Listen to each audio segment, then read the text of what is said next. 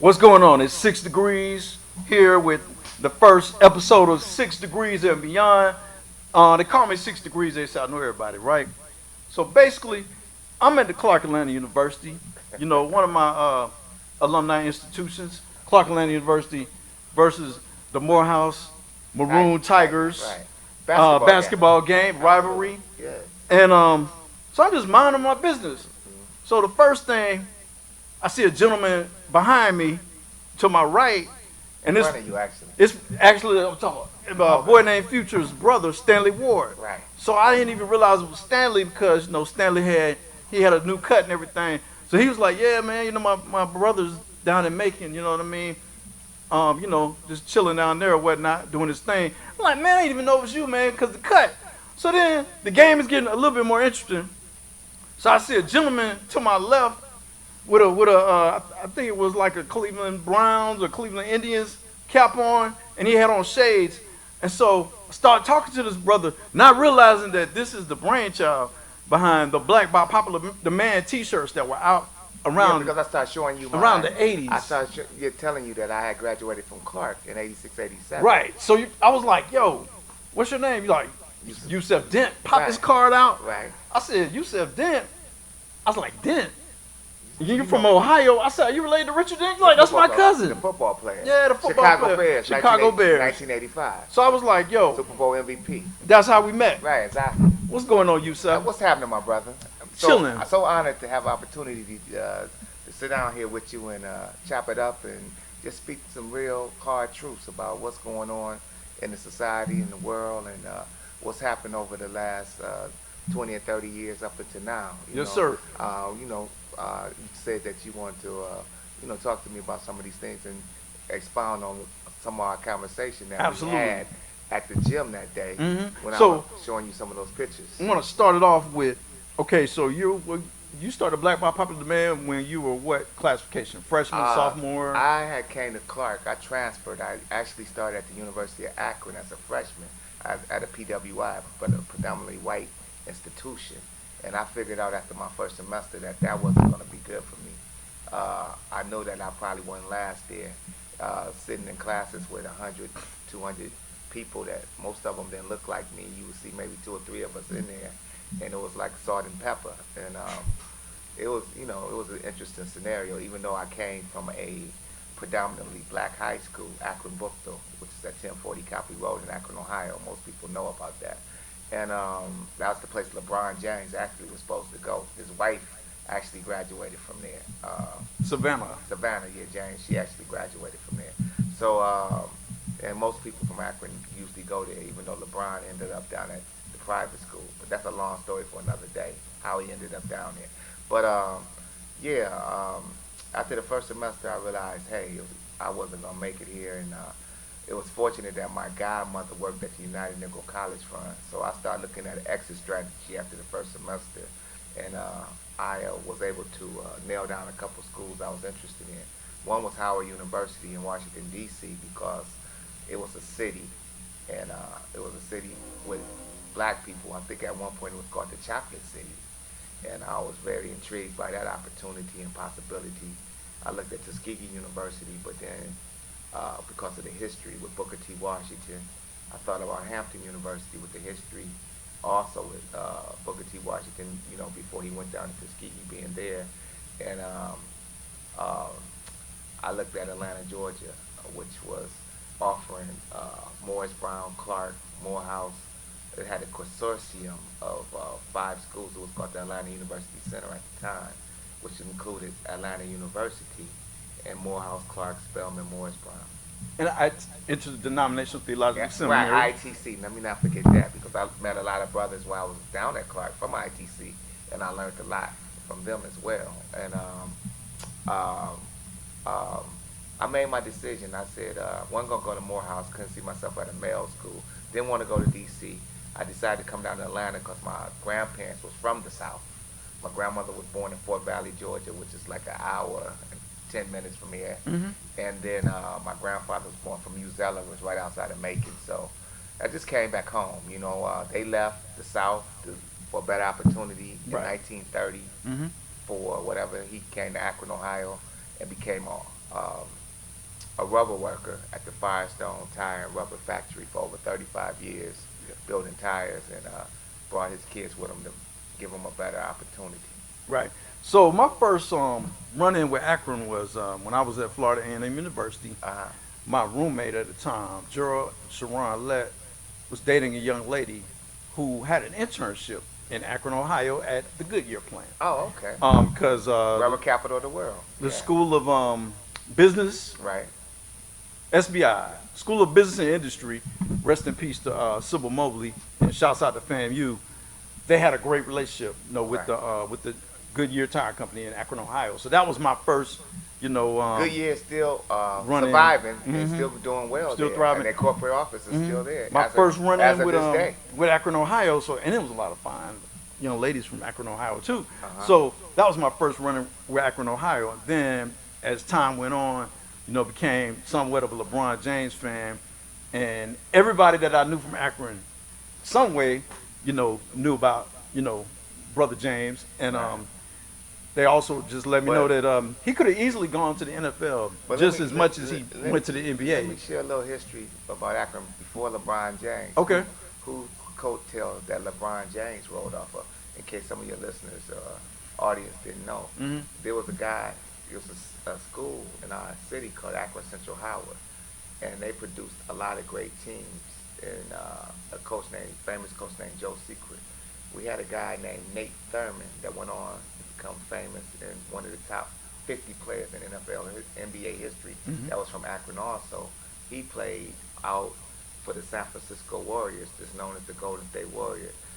He's in the Ring of Honor. He just passed away a couple years ago, and he's been, everything. He's been put in the Hall of Fame. He's been in the Hall of Fame for years. And Nate Thurman was from Akron. He was one of the guys. Another guy was named Gus Honeycomb Johnson, who's in the NBA Hall of Fame as well. He's from Akron, Ohio, and Central Howard, and he was the first one to tear down backboards and tear down glass rims. He played with the world famous Baltimore Bullets, and, along with Earl the Pearl Monroe, and they did a lot of great things. Black in Jesus. In the ABA. Yeah, if you look him up, Gus Johnson, you'll be amazed at the footage that you'll see there as well. And then LeBron came along, but before LeBron, there was a guy named Jerome Lane. I know him very well. He's the guy that tore the rim down against Georgetown when Pittsburgh was playing. You've seen the clips on ESPN many times. Senator in Jerome, yeah, he's a good friend of ours. He's from Akron, Ohio. He went to the same high school that LeBron went to. And another guy named Curtis Wilson, who played at Ohio State University, and he's the vice president of American Express right now. So the brother that you mentioned from Akron that played for the Warriors, Yeah, Nate Thurman. was he fortunate enough to play with Wilt the Still Chamberlain? He played against Wilt Still Chamberlain, Bill Russell, all of those. So he your was, audience, he played for them in that when, era in the Wilt 60s. was playing for the Nate, for the Celtics at that time. Nate Because I know Wilt Nate did had a stint with the Warriors. Nate had seasons where he averaged 20 rebounds Mhm. and 18 points, 20. He had games where he had 35 rebounds. Gotcha. Nate Thurman was an absolute monster. When they had the 50th greatest players, Mhm. he was named in the top 50. So you're at Clark College. It was Yeah. Clark College at the time because it didn't become Clark Atlanta University until 1988. Right. So you were there, what, 84, 85? I came in 83. I came down. I did 1 year. After the first semester, I had to find a way, an exit strategy to get up out of there. And actually, when I was at the University of Akron, they made me the minister of information at the You Black were Student. Griff. Yeah, at the Black Student Union. Yeah, Griff. They recognized my skills, and they made me African American Studies and BUS, which is the Black United Students. They made me the minister of information as a freshman. And I never forget going to the airport to pick up Julian Bond, who was coming to speak, and I took him around and showed him the place. And I worked with a guy named Neil Holmes, who just retired from Virginia State. He was a mentor of mine at the time, and he went on to teach at Cheney State, with the same place that our guy Ed Bradley is from. Cheney State was one of the Ed first Bradley HBCUs. right, and Ed Bradley is the one who was on 60 Minutes. 60 Minutes. Yeah, Cool. and then he left Cheney, and he just retired from Virginia State. Right. Neil Holmes. So you're at Clark College. So yeah, I made it to Clark. Sophomore, freshman year. I was basically because I only at the time I only transferred down 15 hours. So I was second semester freshman, uh, All probably right, second semester sophomore, freshman, so you're there. sophomore. Yeah. How was Black by popular demand How did that come like about? come We about? got to speed up because uh, I'm about to push forward because when I first got there, I had like 15 hours. So Black by Popular Man didn't come along until my senior year. Moving along, Spike Lee had came down to Atlanta and he wanted to film a full film called School Days. So when Spike, you know, Dr. Eichelberger, who was a legend over in Clark in the communications department, helped teach Spike a lot of the different tricks and a whole lot of other people when it comes to communications and film. We have one of the best communication and film programs in the country, second to none. FAMU was good as well, but I have to give Dr. Eichelberger a lot of credit for what's going on over there, as well as WCOK, which Hmm. is a jazz station. That's Shouts really, out to Dr. Eichelberger. yeah. He's a member of my church, Okay. and right now he's sick and shut in. So we want to send out prayers to the Definitely. Eichelberger family.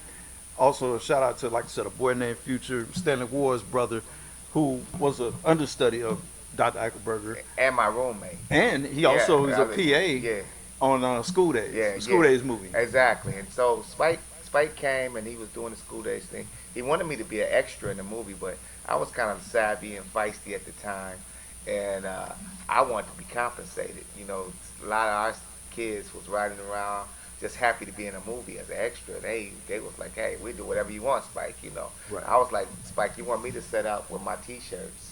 You know, because I came up with Black by Popular Man. I had some other designs as well. I sold them that first time at the Morehouse Hampton Homecoming in the fall before School Days. You know, he even started the second part of the filming with School Days, and we did very well. And That's when it all started.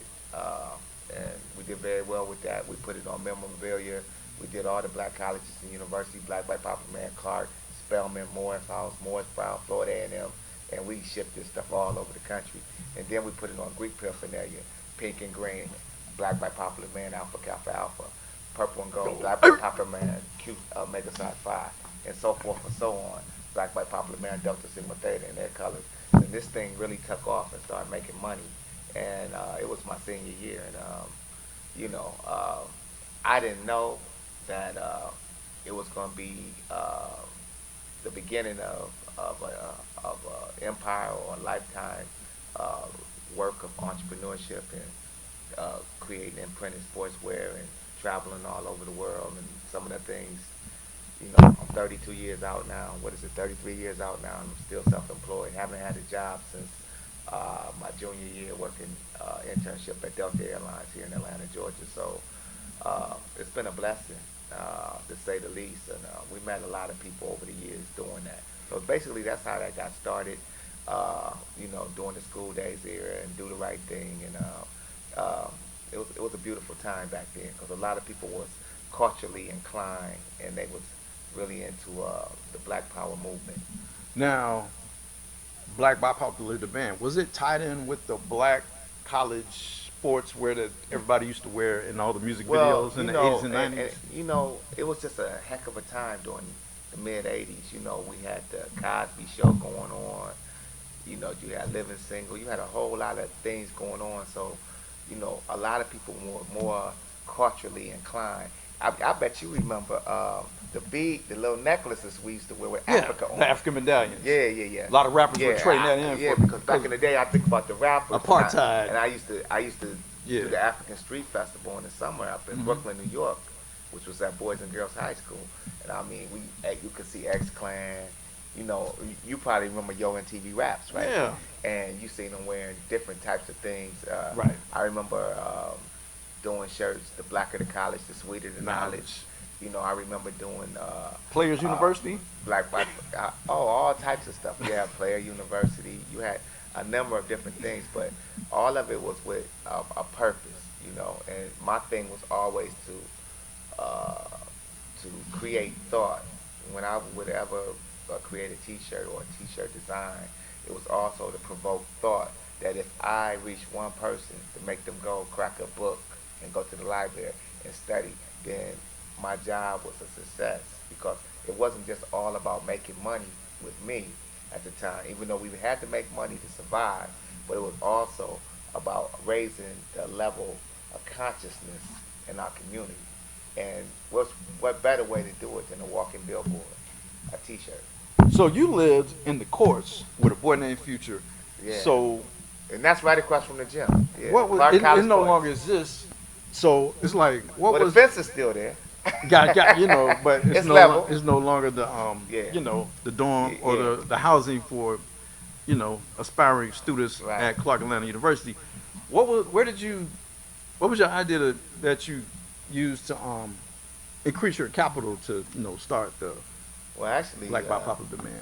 me and another brother got together, and it didn't take a whole lot of capital. Well, it's if you really want to know what I did, I took part of that loan that I got back, and I used to keep the live off of that that student loan, that 2,500 back in the day. Right. I used to keep the live off of when I used to take that, and I got a little money from the United Negro College Fund, so I took 1,000 of that and put it into some T-shirts. I said, what the heck I had to lose, and it took off after that. You know, but that wasn't my first venture. Actually, my first venture was I taught my father how to bond a couple $1,000s to invest in doing a concert in Roanoke, Virginia in 1985. I did Lisa Lisa and Cart Jam. Remember that song, Wonder If I Take You Home? Mm-hmm. And With Full Force. With Full Force. And it didn't go as well, but that was my foray into promotions. I've also did a big party where I rented the upstairs and the downstairs. I had a partner named Terrence White, and we had a production company called Success Productions, and we did the Excelsior Mill, which is still here. Mm-hmm. You know what Excelsior Mill is, right? No, where's that? It's right. Howell Mill, bro? No, you North Avenue, right on the right hand side. They call it something Near else now. Masquerade. There is the Masquerade. It's Masquerade. That was the Excelsior Gotcha. Mill. The upstairs. I know where and Excelsior Mill is. And so- Near the Sears, where the Sears building used to it's be. the Masquerade. Yeah. So I had the upstairs and the downstairs. I did a Wow. party, promoted on TV, and man, I had like 2 sheriff guys walking around with me. I had the briefcase. I had guys on the ones and twos upstairs and downstairs, Mhm. and we made $5,000 that day. Which is now heaven and hell in the Yeah. club. It was a beautiful day though. Mhm. So I've been blessed to enter into a lot of different forays and be successful. So yeah. Great. Okay, so I graduated from Clark Atlanta with my master's and with my doctorate. So I had a few questions about that and that you can answer for me, but we're going to go into a break, you know, pay some bills. Okay, no and then problem. when we come back, you're going to answer Yeah. the question. Yeah, because I also got a master's at Clark too, and a bachelor's. Okay, we'll be right back. Thank you.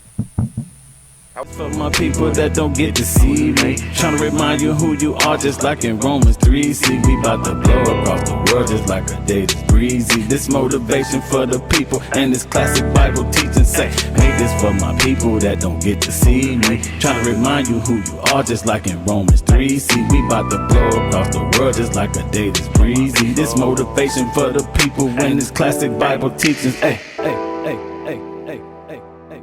Motivation.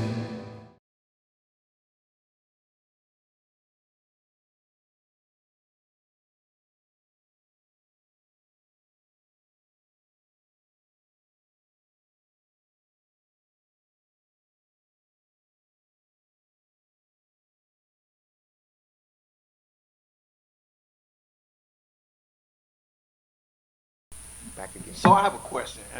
As alumni of Clark Atlanta University, you know, I got my master's and my doctorate at Clark Atlanta University. Kind of embarrassed to ask this question. Mhm. So we're the Panthers, right, of CAU. So I'm a member of Thunder and Tar chapter of Omega Psi Phi Fraternity Yeah, I'm familiar. Incorporated. Yeah. So Tar is Atlanta University. Very exclusive. Beta Psi is Clark College. Exactly. One of the charters of Tar was a brother by the name of Harold Thomas. Yes, sir. Harold H. Thomas. Yeah. He's a coach for Atlanta University. My question is, or maybe so he was actually a coach for Clark College, who were the Right. Panthers. Atlanta University was pretty much A grad school. a grad school, so they Yes, didn't right. have any teams. So that was Right. my No, question. No, they didn't. Okay. No, they didn't. So the Panthers were Clark College, which is not CAU. Right. Okay. Well, now, let me take that back because at one point I believe Atlanta University might have been an undergraduate school. I'm not for sure on that point, but I know during the merger when I came, Mm-hmm. Atlanta University was exclusively a grad school. Yeah. You know, in the consortium. For I know they had library science program. Right. They had one of the best library science programs in the country. They had the best business program with Dr. Irons. Let me give a shout out to Dr. Gerald Irons. They had one of the best business programs. Also, and they had one of the best political science programs in the country. Can't forget the School of Social Work. Absolutely. Is it the Whitney Young School of Social Work? Absolutely. Which that's ironic because Whitney Young is also the name of a high school in Chicago that my man John Moran went to, right. who used to host another show I did on the network called Grumpy Old Nerds. Right. So the very gentleman that his high school was named after was our school, School of Social Work was named after. Whitney Young did a lot of great work. He was a great man, so he deserved to have many things named after him. Okay, great. Who are some of your, speaking of great men, who are some of your mentors, Brother Dent? Well, you know, I had many mentors. I started off in Akron, Ohio with a mentor that actually graduated from Morehouse College. His name was Vernon Oden. They have a street named after him there. He used to run the Akron Community Center and Urban League. Okay. And I used to go down there as a kid, and he used to, you know, tell us a whole lot of things about positive black people doing a lot of different things. And then I had a cousin in my family that went to Washington, D.C., became mayor, and also was in Congress. His name was Sterling Tucker. Okay. The late Sterling Tucker. But then when I got down here to Atlanta, man, you know, when I first got down here, I remember transferring in my first semester. I got down here, and I actually got to Chestnut Street, which is J.P. Brawley right now. And I was on Chestnut Street, and you know, the street that run down past McDonald's. What's that street that, Burger King was the street that runs straight Ralph up? David Abernathy? Well, you call it Ralph David. We call it. It's called Ashby Street. Chestnut Street now is called J.P. Brawley. James P. Brawley, yeah. Right, James P. Brawley. And Fair Street. So I'm standing at the corner. Fair Street is now Atlanta Student Movement I know, Boulevard. But then it was Fair Street. It was Fair Street. So I'm standing at the corner. It was where the Student Center is now. It was a bookstore. Right. And I'm there, and I'm seeing all these beautiful women going by. My head is turning like this. Of course it is. Like this. Like this. And coming from where I'm from, you know, I was at a black high school, but, you know, it was like 10, 12 to 1. And it took me 30 minutes to get, I was discombobulated. Totally discombobulated. It took me 30 minutes to get my head right. Right. Because, and then a song, because I'm from Ohio, and I love the Ohio Players and the Isley Brothers, and especially the covers of the record. And Babyface, you know, Indianapolis. I'm a Midwest guy, you know what I'm saying? I'm kind of like a lover, a romantic type of guy, you know. You like house music? Ohio player. I like house music too. Okay. I did it all. From Chicago, Detroit, Ohio. We love it all. Okay. But man, a song came to my mind. Around the Way Girl? It was called Heaven. Okay. Heaven must be like this by the Ohio Players. Yeah. I thought I was in heaven. Okay. I said, wow. I had to smack myself back into reality on that corner that day. And then I said to myself, any doubts that I had about making that move down to the AU Center was all erased. I said I did the right thing. I'm in the right place. Right. So you did. And the rest is history. You did exactly what they wanted. What was his name? Who? Mookie to do. Yeah. Well, in the movie, you did the right thing. Yeah. But anyway, Herman J. Russell, being down here with the great Herman J. Russell, who sat on the board down at Tuskegee, being down here with the great Jesse Hill, Atlanta Life. Okay. You know, let me share this with you. Being down here with Dr. Benjamin E. Mays, Dr. Martin Luther King Jr., who did so many great things.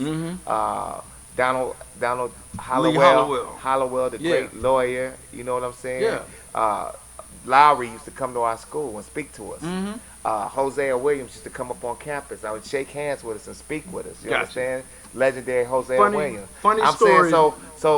And then being able to take classes at Spelman, at Morehouse, and Morris Brown, and interact with people from all over the country, it just opened up a new horizon for myself. Right. Since I was such an outgoing type of individual anyway, and I had a real serious passion towards learning and the upliftment of our people. So it was a beautiful situation. Yes, sir. Interesting stories about a few of those people you mentioned. Brother Jesse Hill, my frat brother, beautiful man, was the president of the Citizens Trust Bank right? And I even forgot Alonzo Herndon, that the project was named after. Has also had a big business down on Auburn Avenue. Was So one of the founders, Jesse Hill, one of and the then you richest men in mentioned Atlanta. Dr. Benjamin E. Mays. Dr. Benjamin E. Mays was a great friend of my grandfather, Reverend Homer Clyde McEwen Sr. Because, you know, most of the pastors in the city, especially during the Civil Rights Movement, were all friends. William Borders. Dr. Martin Luther King Jr. that you mentioned, my grandfather, the late great Deacon Augustus Jordan Sr., who I was named after, used to cut Dr. Martin Luther King's hair, used to cut Donald Lee Hollowell's hair, who was Dr. King's attorney. He cut Deion Sanders' hair when Deion Sanders played for the Falcons. Wow. And James Brown hair, not when he had the perm, but when he had the fro, when it was said loud, I'm black and I'm that's brown. wonderful. You know, one person I admitted, I don't know if I said the Pascal brothers, but seeing that big hotel down on Martin Luther King, you know, that inspired me as well. Seeing black men in the city of Atlanta in the 80s that had equity, that owned buildings, that had power, you know, and you hear about these type of things and you see us struggling to get these things. But when I got to Atlanta, these black men actually had power. They wasn't shuffling and itching where they didn't exist and buck dancing and begging. They was taking what they wanted. Maynard Jackson being the mayor, Andrew Young being the mayor. I mean, it was a beautiful thing. And so that's why I'm still here today, because just being part of that history is a wonderful situation. So I grew up in Tampa, Florida, but I was born in Atlanta, and people always ask me why I You came. was born in Atlanta? I was born in Atlanta, Georgia. I moved from Atlanta, Georgia in 1980, around the time of the Atlanta child murders. People always ask me, why'd I come back? I came back because of the names of people that you mentioned. Reverend Andrew Young, member of Alpha Phi Alpha. Yes, sir. His line brother was David Dinkins, who was the mayor of New York back in the day. The one that Phife Dawg said in Trial Called Quest, David Dinkins, would you please be our mayor? Yeah. So Reverend Young married my parents. He performed my parents' marriage ceremony, and back in New Orleans, Louisiana, my grandfather, the late great Reverend Homer Clyde McEwen Sr., used to babysit Reverend Young. Wow. Who became, Reverend Young became the second black mayor of Atlanta, and the gentleman you mentioned, the first black mayor of Atlanta, was Maynard Jackson. Maynard Jackson. Matter of fact, they named the airport. It's the airport. Yep, Jackson, Hartsfield-Jackson Airport is named after Maynard Jackson. They added that after he passed. And Mayor Hartsfield was, the white mayor, but They I added ain't know that much about him. At the Maynard passed, yes. But Maynard Jackson's wife, Mrs. Dobbs. Not his wife, but his mother, Mrs. Dobbs. Oh, that's another one. I'm related to the Dobbs. You related to the Dobbs family? Yeah, tell me a little cousins. bit about the Dobbs family, because they had a big part to play in Atlanta. John Wesley Dobbs, Right. Maynard's grandfather, is frat. He was a member of Eta Omega, chapter of Omega Psi Phi. What type of business did Mr. Dobbs do? Mr. Dobbs, I had no idea. I know it was, I don't know, but I know it was thriving because they had a nickname for him, and it was, they called him the Jew of Auburn Avenue. Right. Because he owned many businesses, but I know he had stock in Atlanta Life Insurance Company. Right, yeah. Him and also another gentleman that you mentioned, oh man. Harmon J. Russell? No, keep going. Borders, which is the Not him. AME Church. They have a school named after this gentleman right outside the AU Center. Herndon? Alonzo F. Herndon. Yes. Who he built the elevator within my church. My church, First Congregational, is the second oldest black church in Atlanta. Bethel AME is the first. He had an insurance company as well. Yes, sir. Downtown on Auburn Avenue. And he was the first millionaire. Actually, it's the first black millionaire in Atlanta. Okay. Yeah. Yeah, I know he was one of many. And they named that project. He was one of many black millionaires. Herndon Homes. Yeah, one of that's the first absolutely. Black African American projects that we know that's about. True. That was right here in Atlanta, Georgia. Absolutely. Alonzo Herndon Homes. Yep, Alonzo F. Herndon. Yeah. Have you ever been to the Herndon House right off Morris Brown campus? Absolutely. It's still there to this day. Yeah. Man, beautiful place. Shout outs to Chris Rutledge, my frat brother who directed Trombone Jones. He did his book signing party for his first novel in Herndon Homes, along with Kashik Alvarado Sims, classmate of mine from Clark, Atlanta. They call her the historian in Hills. She has a book about the civil rights movement in Atlanta.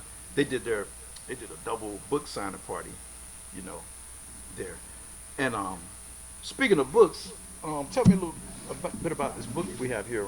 Well, Unfortunately, about 4 years ago, I got diagnosed with non-Hodgkin's lymphoma out of the blue. I just got back from Ghana, West Africa, and in my travels, I've been over the last 17 years. I've been over to Africa about 25 times, and I traveled throughout the world basically. Been to Malaysia, been to Japan, been to China. Do a whole lot of things in terms of with the nonprofit, the NGO, water treatment plants. This kind of. But anyway, I was inspired.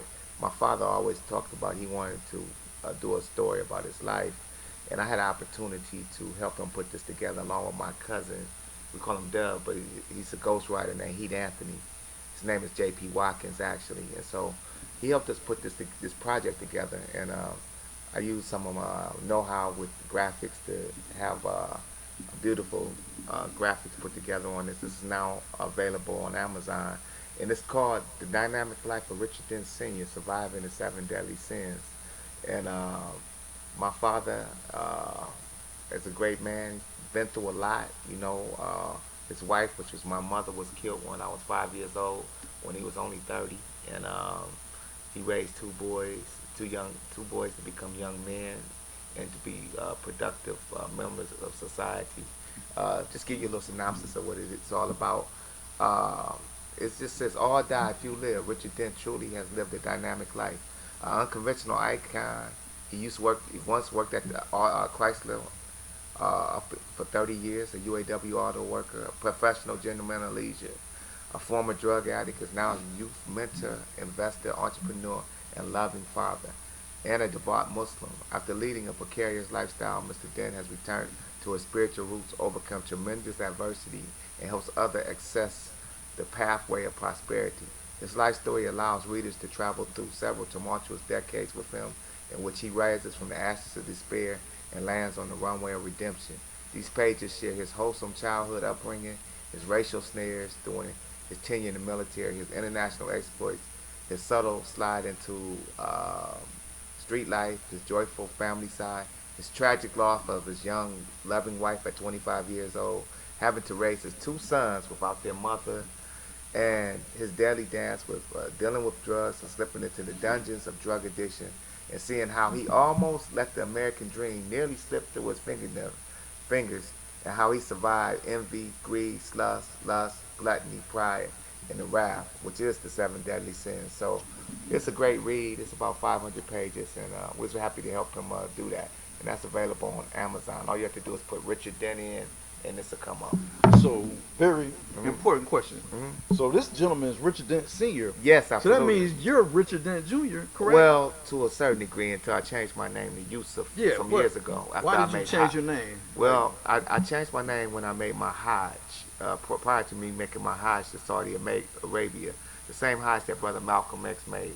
His name was Pilgrimage, Malcolm. for those that don't know what Hajj means. To Mecca in Saudi Arabia, where I spent over 4 months there. And I was also in Medina, and Malcolm came back El Hajj Malik El Shabazz, and I came back El Hajj Yusuf R. Dent, which we still keep the R in our name, but Yusuf is a name that means Joseph in Arabic, as well as Jose in Spanish, if you didn't know. And it's the same, got Joseph of the Bible and the Quran, the same story. So we took that name. Were you always a Muslim, or were you a Christian? Actually, I was. My father came in as a Muslim in the old Nation of Islam in the early '60s or whatever, introduced us to that, and that was always in my spirit.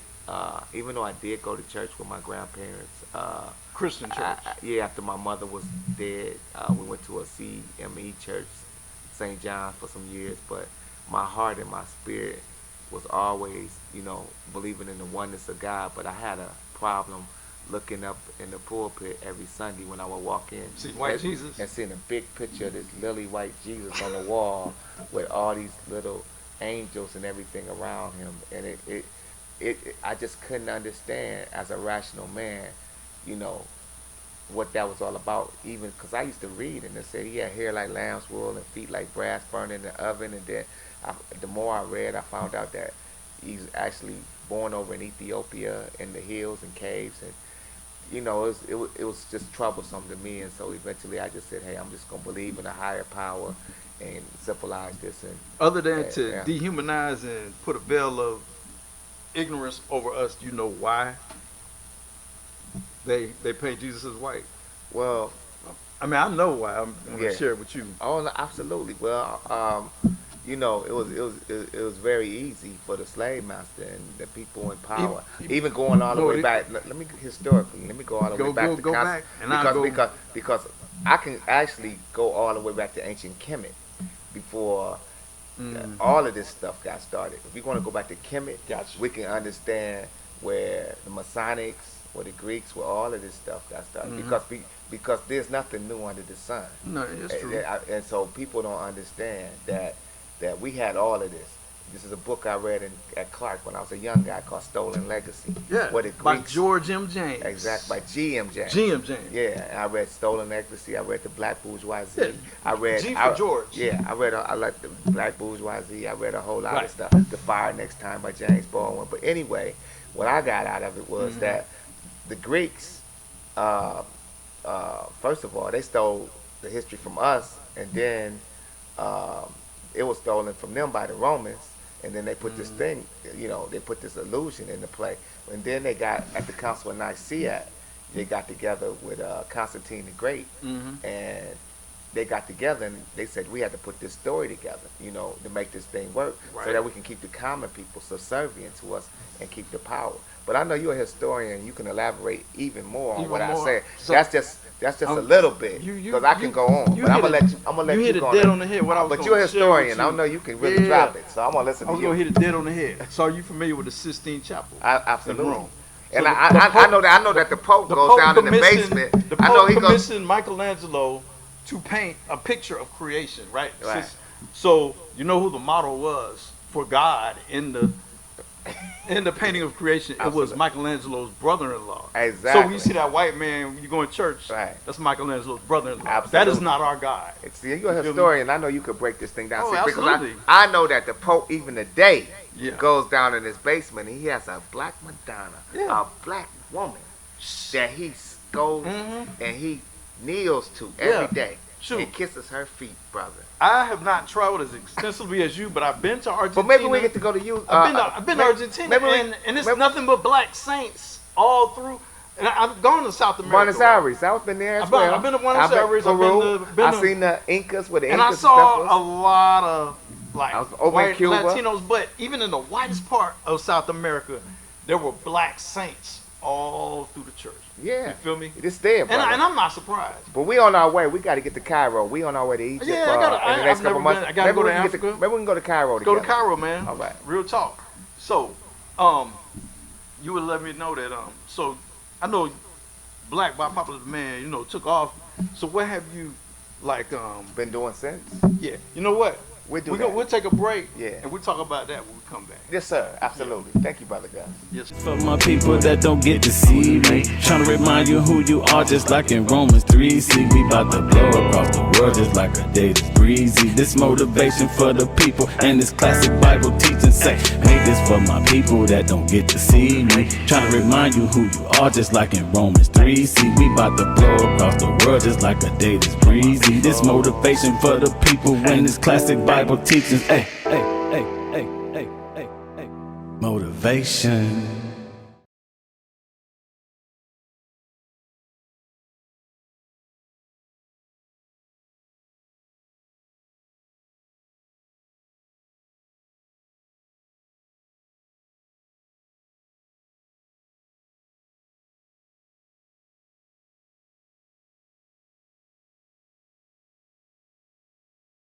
Six Degrees, returning from break with 6 Degrees and Beyond. I'm here with my brown-skinned twin right here, brother Yusuf Dent. Yes, sir. And wanted to talk about your travels because you're well-traveled. I've been to maybe 2 of the continents, but I've not been to the motherland yet. Well, we touched them all, brother. I want to, tell me a little bit something about like that because I've been landlocked over here. Been to the motherland. Let me see, my first foray into the motherland. First of all, I had 2 goals. I never knew that I would get the opportunity to fulfill those goals.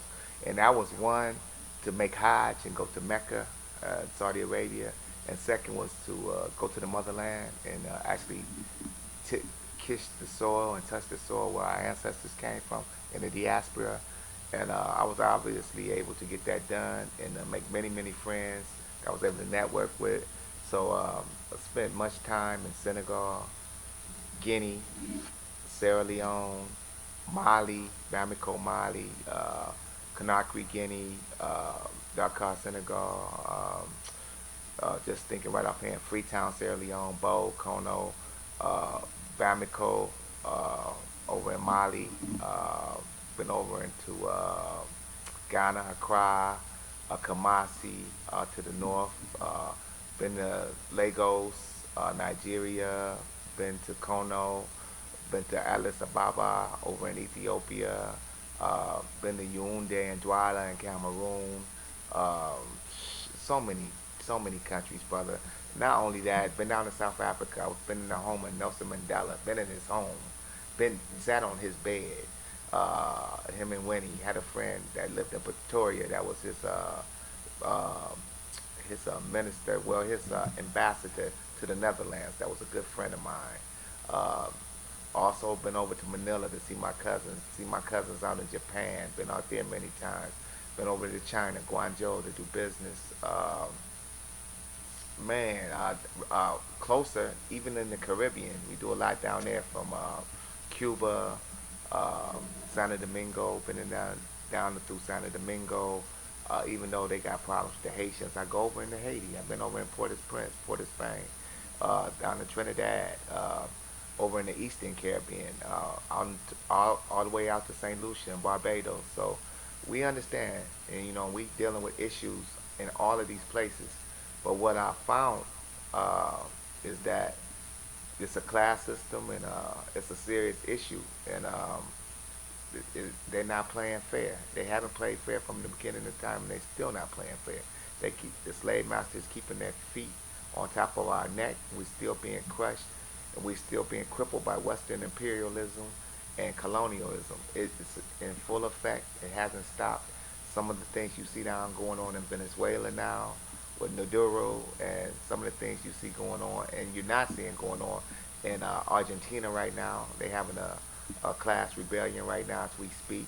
The things that's going on over in Cuba, a lot of times the Western powers, including the United States, throw the stone and hide their hands. And so it's all about power. It's all about controlling the oil, and it's all about controlling the natural resources of the people. I've spent a lot of time in Guinea. I was even married to a girl from Guinea, which was a Fulani, over in Futajalo, out in the villages where Peter, Mambo, LeBay, Dalaba, Tugay. I mean, so, I've been in a lot of places and I learned a lot of things. But what really got me the most is when I first went over, people here was hating on me. It was like, brother, you got your shots. Why would you go over there with those savages? They swinging through trees with bones in their nose, talking about hugger booger. Ain't you scared? I said, no, I'm not scared at all. I want to go over there and experience the reality that our people been dealing with for decades, and find out more about the same dog that bit them, that bit us, and why we in the condition that we in mentally, socially, and psychologically, why we so destroyed, and why we suffering from post-traumatic slave syndrome. So yeah, I started going in 2003, and I try to make it over there at least once or twice a year. As a matter of fact, as we filming this today, I might be in Ghana in the next 2 weeks. But also what I found from being over there, Brother Gus, is that you got a lot of people, because they're suffering, and they're not being fed properly in terms of economically, they're not making money. So it's unfortunate because, like in Guinea, they number one in the world in bauxite. You hear them trains running out of there left and right. And when I'm on a plane coming from Paris or Europe and going into Africa, it's all Caucasians on the plane. I might be the only African American or black man on that plane. And they going in there and they cutting deals with some corrupt leadership. Usually got corrupt leadership at the top. And they have homes over in Europe and different parts of the world. And they taking money and they feeding them, breaking a few people off at the top. But the majority of the people are suffering. And that's real. And a lot of them will be like, I want to go to America. Take me back with you in your suitcase or this, that, and other. And I'll be telling them, I speak at the masjids, at the mosques, and they translate what I'm saying in English into their local languages, into French or whatever, wherever I'm at. And I say, hey, you got everything you need, but you're not using what you got. You got the land. Malcolm once said, land is the basis of all the independence. He who owns the land has the power. So you got the land. I said, well, you got to stop depending on outsiders to do for you what we need to start doing for ourselves. Because they looking for the West to come in and bail them out, and it's not happening. Because the colonial invaders had came in and really just dominated the continent for years. And so what got me is you ride around and you see all these taxis and everything. They got American flags in them. They got this, that, and the other. And I tell them, I say, hey, when you come here, if you're lucky enough to even get a visa, because Trump has shut it down, they can't even get a visa to come here now. I say, for a one-bedroom studio in New York City, it's $2,000 a month or something like that. Easy. I'm like, you're going to have to work 3 jobs. I say, in Africa, you could have this little place and this little pot of land that you can have, and you might live a modest lifestyle. But ain't nobody putting you off that land because you missed a payment for 1 month or 2 months or this, that, and other. You're going to have something to eat. I said, but in this country where I live, they're going to put your behind outside. And they do not care. You know, understand? You got babies or what? You got to go. You understand? Mm-hmm. So that was one of the biggest takeaways. And these are very good people. So when I got back in my people was talking about, did you get your shots and this, that, and that, and I'm like, I sat at the universities with these people, very intelligent and articulate, where we take things for granted. I seen little girls 3 and 4 years old washing their clothes out of the bucket. I have footage of this stuff. I sat at universities where these students are so locked in on learning their lesson. I've been with them where they don't have no light at nighttime, Sure. Brother Gus, where they using They flashlight, phone. and they using Flashlight. a phone, or they using a candle, and their work is so immaculate. And I guarantee you, you take an African or you take a Chinese man or you take a foreigner and you bring them over here. Now, I didn't understand why when I was at the University of Akron, a lot of these people, they didn't come and sit in the class for the math for this, that. They were so far advanced. They already knew the work. You see? Because they was prepared. They were serious about it. So they would just come and take the test and bust the test out. I mean, it was 7 days a week. So, same thing with Africans. A lot of these guys, they get opportunities. They become doctors, lawyers. They're very intelligent and articulate. So, I want that myth to be dispelled. I'm the first one here to tell you what I've seen. I'm not talking about what I heard or seen on TV. I'm talking about what I've personally seen myself with my feet on the ground. 2 questions. First question is, what country in Africa have you not been to that you would like to visit? The one I haven't been to, I haven't been to, in the Middle East. I haven't been to Cairo, Egypt, brother. Okay. And the only reason is because every time I was getting ready to go, they had some little upheaval, this, that, and the other, and I wasn't able to get there. Mm-hmm. But I was able to get over to Ethiopia, like I said, down to South Africa. I haven't been to Tanzania. Love to get there too as well.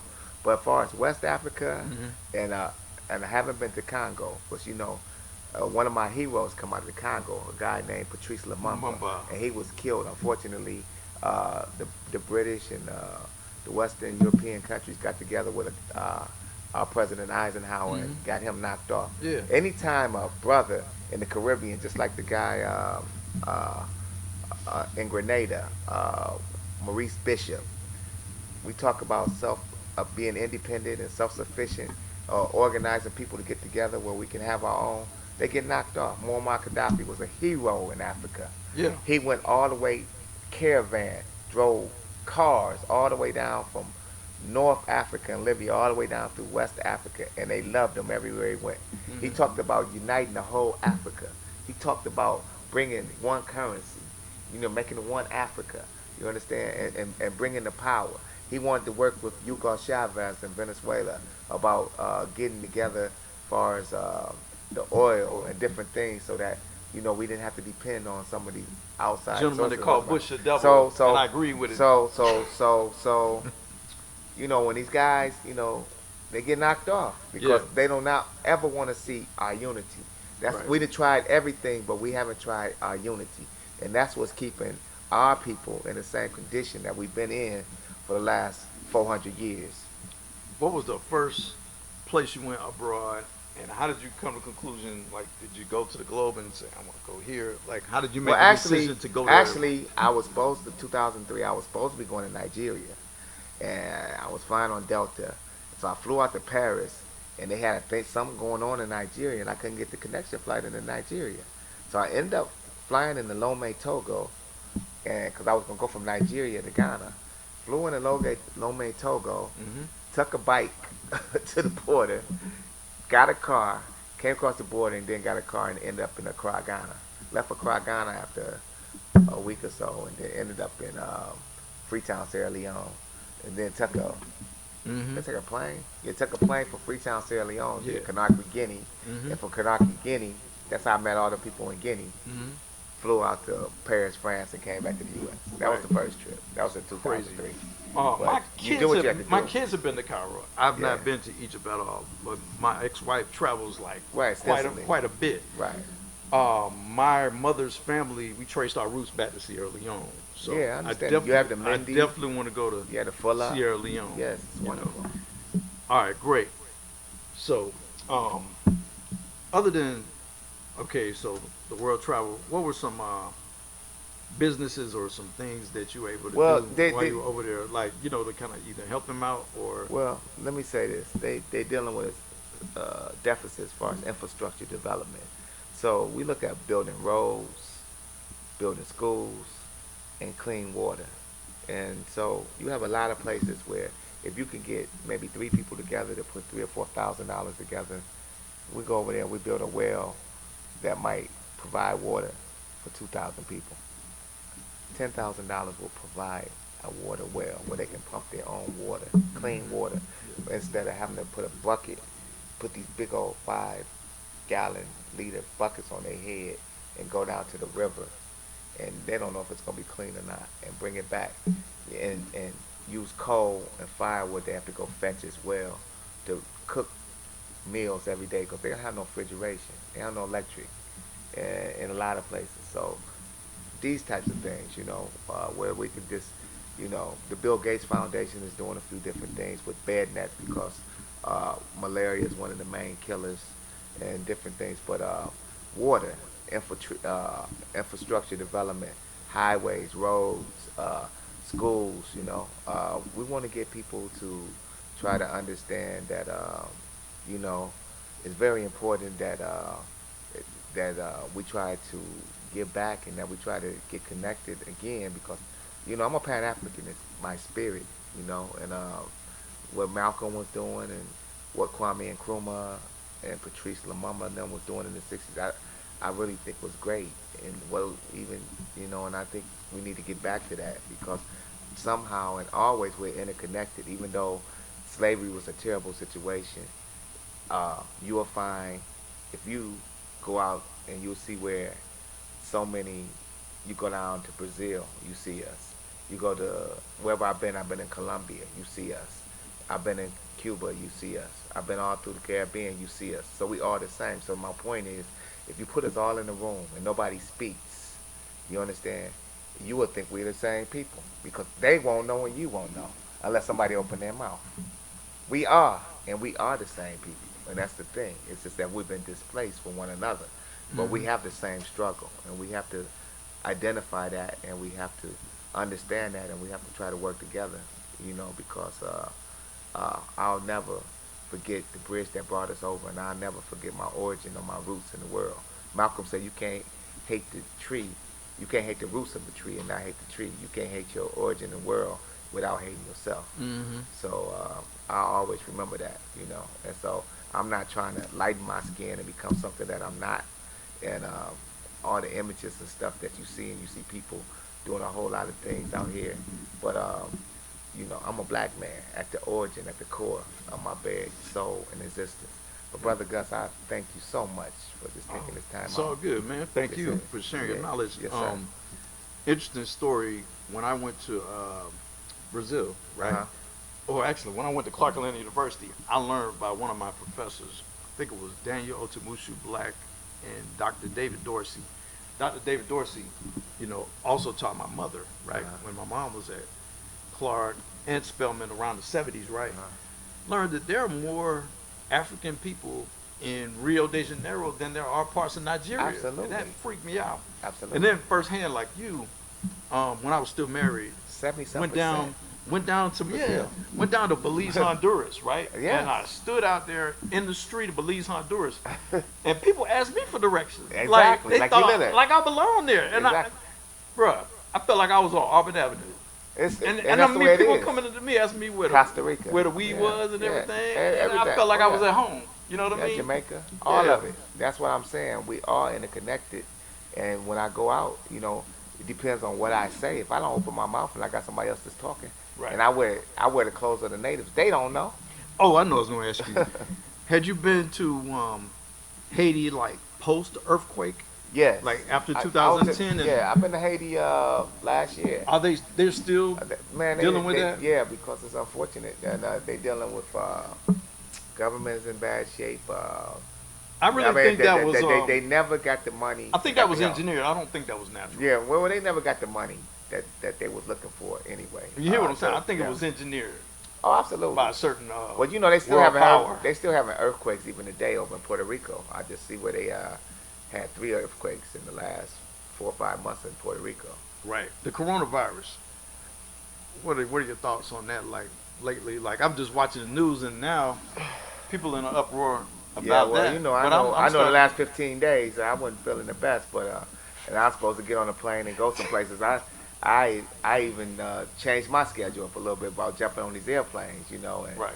how I'm touching different things. So it gives you pause, it makes you reassess. But these are the things that you're gonna have to deal with. And you're in the 21st century now, and these are the type of things that man-made, engineered diseases and things of this nature, pandemics.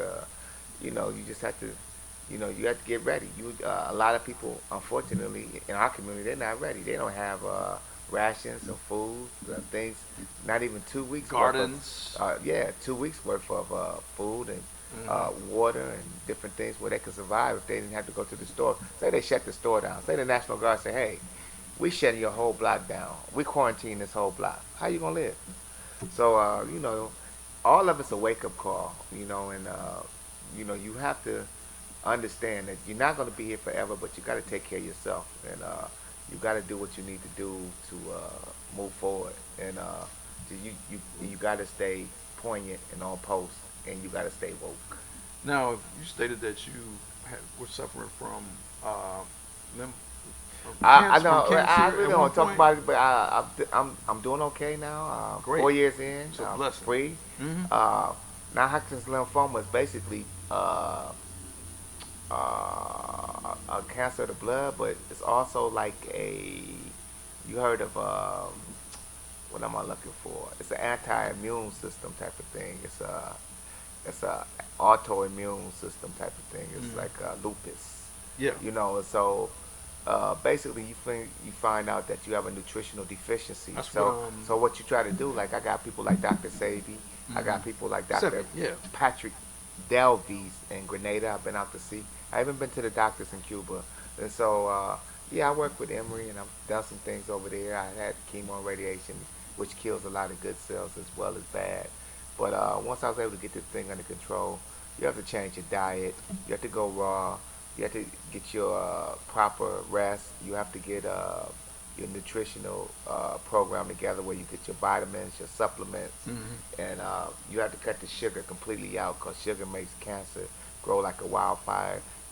Cut down your rice, your pasta, your bread, anything that turns into sugar, and just get to plenty of exercise and drink as much alkaline water as possible. And try to alkaline your water and get the acidity out of your body. I know you didn't want a health lecture over here, but this is some of the things you want to do to live, because this is what it's all about.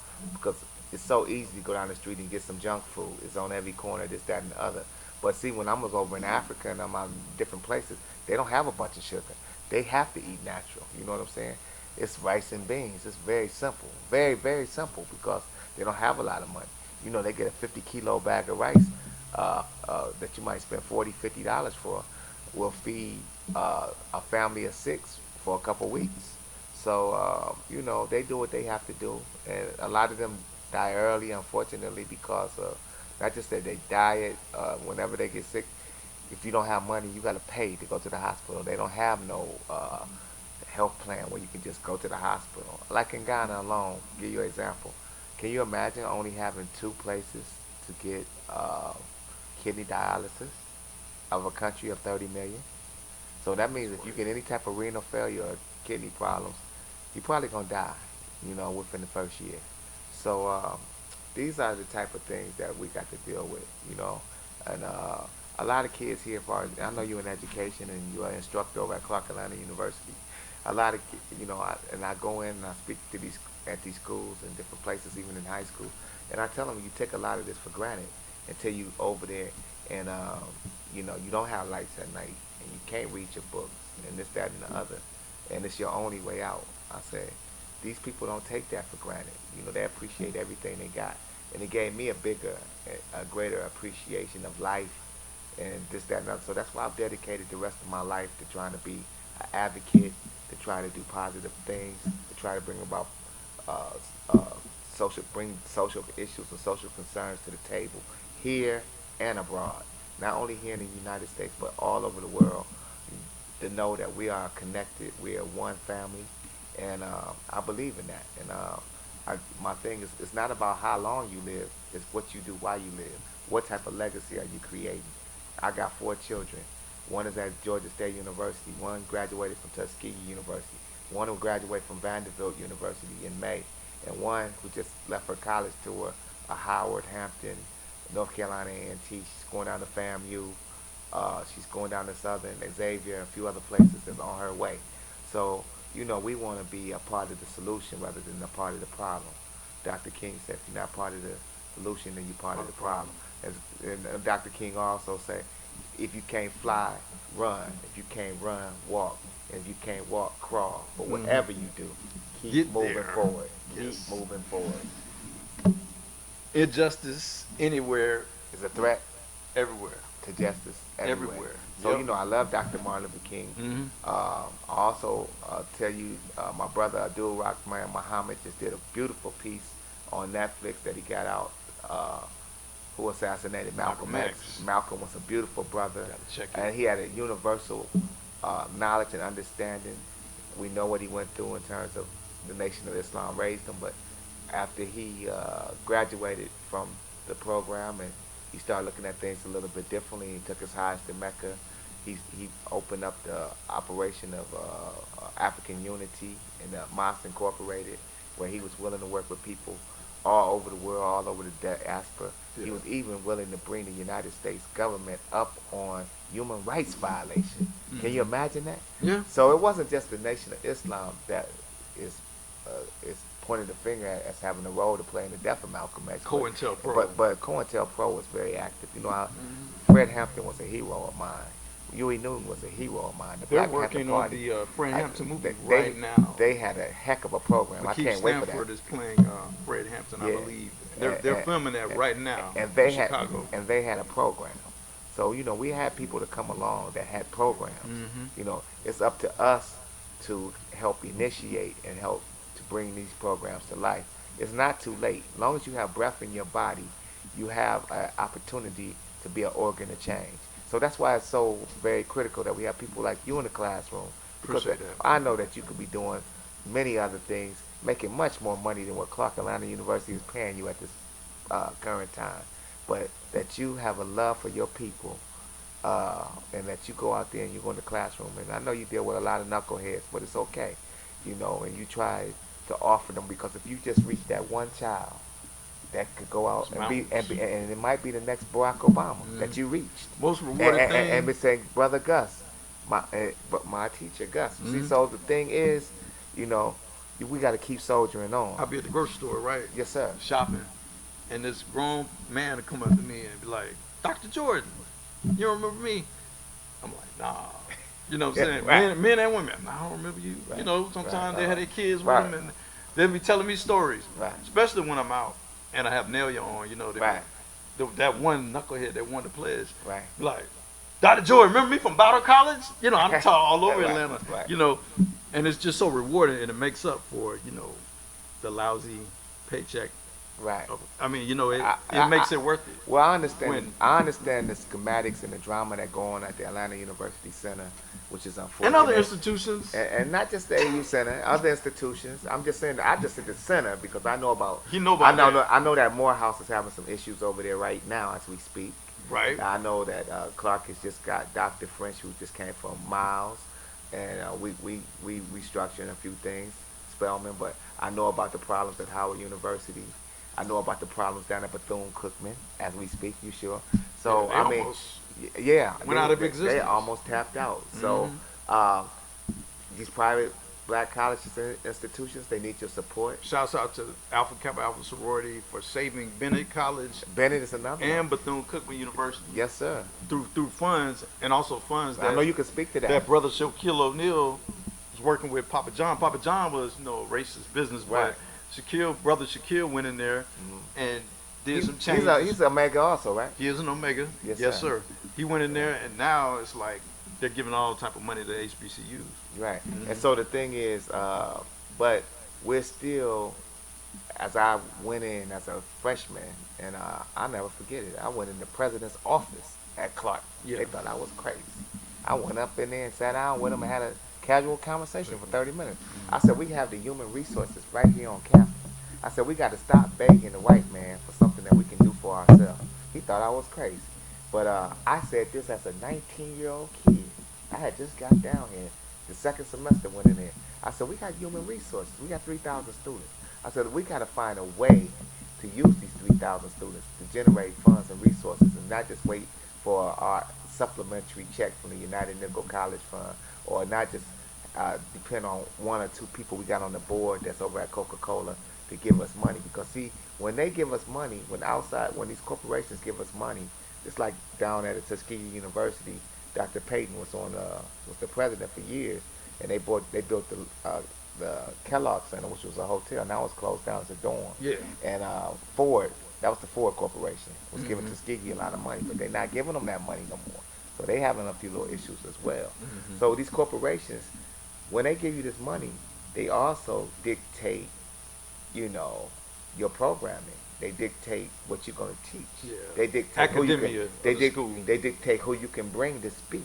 Right. This, that, and the other. Yeah. You know, they don't want certain people who are They can controversial. stop the Minister Louis Farrakhan Exactly. from coming. My other frat brother, they can prevent him from coming. Right, they don't want controversial figures to even Right. come speak to the students at the campus. Mhm. So my whole thing is that we can bring light to these students, because I know that their mind is into the hip hop. Matter of fact, we got to talk about that a little bit, because rap versus hip hop and what's being put out there today compared to when we came along. We need to talk about that a little bit, Brother Gus, in the next segment. Yeah, we're gonna break and we're gonna talk about hip hop and the culture of hip hop and in and out of the classroom. For my people that don't get to see me, trying to remind you who you are, just like in Romans 3. See, we about to blow across the world just like a day that's breezy. This motivation for the people and this classic Bible teaching say, make this for my people that don't get to see me, trying to remind you who you are, just like in Romans 3. See, we about to blow across the world just like a day that's breezy. This motivation for the people and this classic Bible teachings. Hey, hey, hey, hey, hey, hey, hey. Motivation.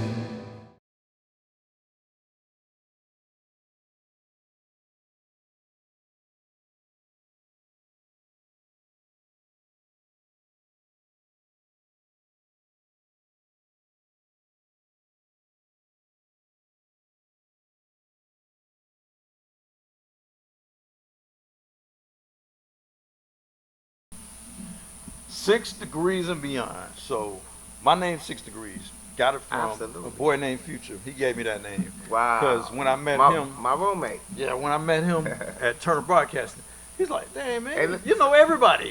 So I'm gonna call you 6 Degrees." Tell them about our brother Future. We was roommates over at Clark College, and this guy became one of the biggest video production producers at the time. He was always a very studious kid, born in New York, but he came up out of Macon, Georgia, and he's a great guy, man. And, He was, we lived together for a whole year. He's And, director of photography of Daughters in the Dust along with Julie Dash. Right, he did a lot of different work, man. I'm very, very proud of who he This became is, and what and he did. you know, when I met him in Turner, it was like I just this guy that I just used to always see. Right. And he was actually, I didn't know at the time, he was sneaking into the building, you know, and Right. editing things of that nature. Then when I became friends with him, we would play ball every now and then outside at the But see, basketball you didn't know rack. what he was doing. Didn't know what it was. Then he told me his name. I'm like, man, you Yeah, you you that guy. You directed No Nose Job for Digital Underground, Right. right? You know, you directed This Is How We Do It for Montel Jordan. Right. So a friend of mine named Tom Cunningham, they went to Florida A&M with Right. me, who was a member of Kappa Alpha Psi. He was actually Montel Jordan's manager Right. and his Kappa brother. So I'm like, you directed This Is How We Do It video? You know, and then I found out his brother Stanley was a member of Kappa Alpha Psi too. And I'm like, wow, small world. So like the guy whose videos were my favorite that I ended up watching, Right. now he's my friend. You know, Yeah, absolutely. He did a lot of major work in film and when I met him, videos he was and, trying to parlay photography. from doing film work Uh-huh. to doing more like full-length movies. Right. So, you know, he's still working on like full-length movie projects and trying to take it to another level because, as you know, in like hip-hop culture, like, okay, so you have, you know, the elements of hip-hop, correct? Absolutely. Let's name them. Well, I'll let you Go ahead. name them. Go ahead. You got graffiti, Right. you got DJing, Of course. Breakdance. you got MCing, MC. Exactly. you have economics, Exactly. right? And I know I'm missing one.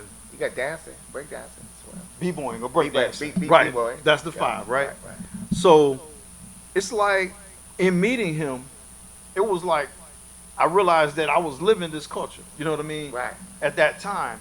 So the reason I recognized this man was, you know, his contribution to the culture. He directed the Sprite commercial where he had MC Shan battling KRS-One. Right. That was my man. The he bridge did that. battle. Yeah. Look who he had as the refs. Right. He had Kid Capri on one side. Right. And, DJ Kid Capri. and I That's think my he man. had, I don't know, I can't remember, it was Mr. Magic, rest in peace. No, it was Red Alert. It was Red Alert. DJ Red Alert. The Red Alert. legendary DJ Red Alert out of New York. WBLS. Right. That's my Who's man. also a member of BDP. Right. So rest in peace to Mr. Magic, because Mr. Magic was the first Yeah, that was my guy. first DJ to program and mix hip hop live Right. on the radio. Right. Rest in peace to him. No doubt. Died no from doubt. cancer. Right. Understand you friends with Chris.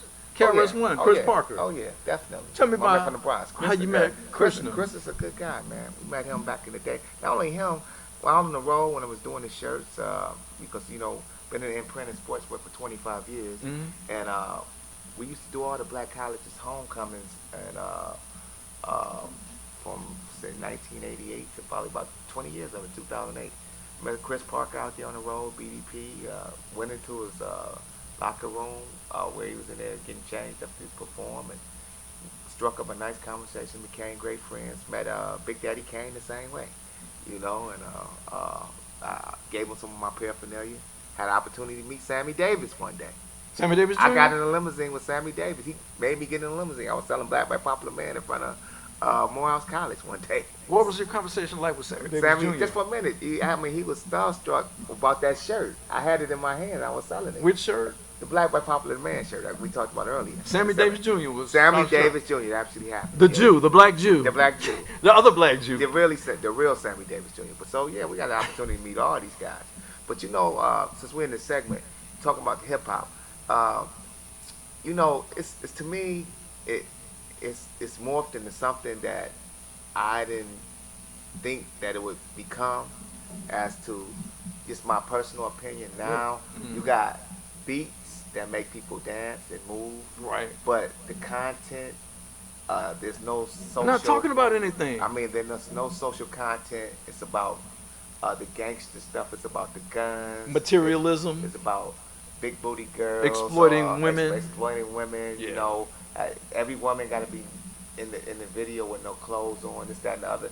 So it's the same MO. You know, and everybody is, you know, saying the same thing basically. You know, and there's really nothing different.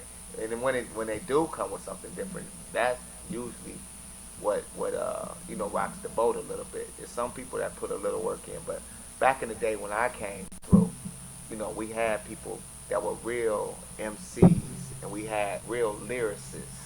You know, let me just share this with you. And everyone was different. Yeah, and everybody had their own different aura.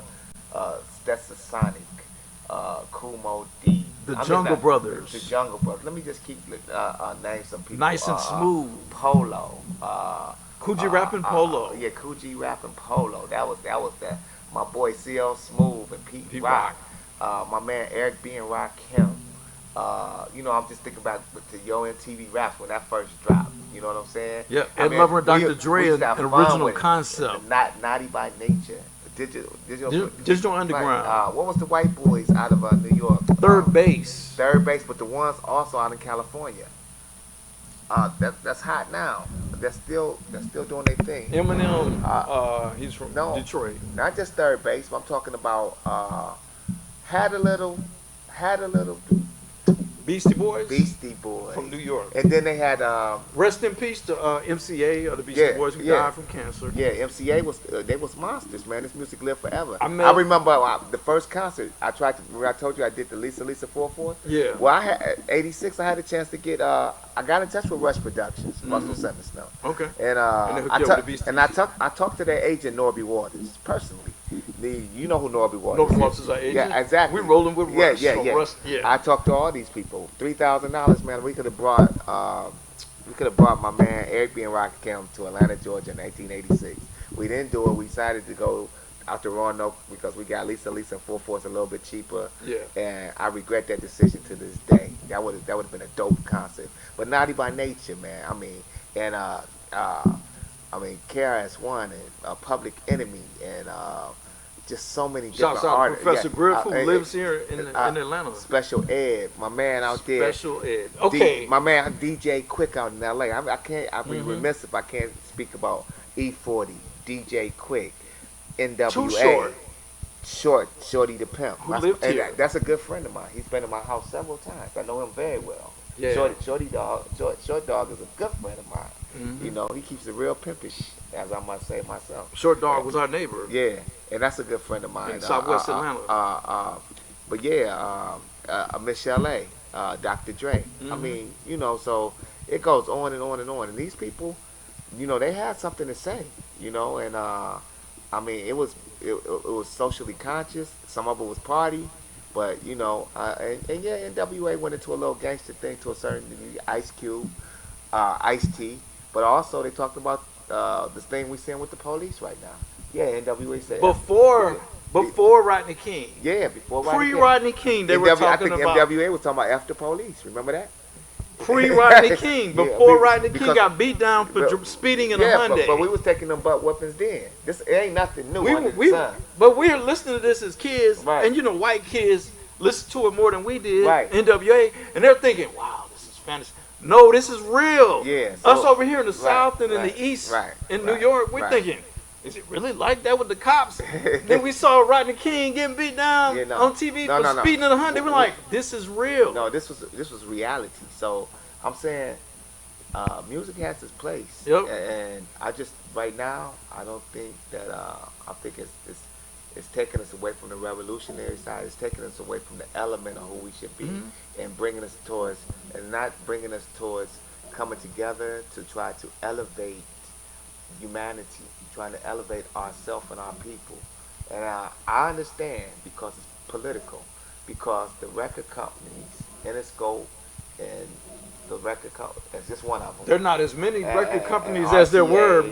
There's not as many records. And Capitol Records, it's not as many. It's not as many. It's only like three big ones now. And what they want is salacious rap. They want salacious rap. They don't want nobody to bring no content that's going to bring anybody together.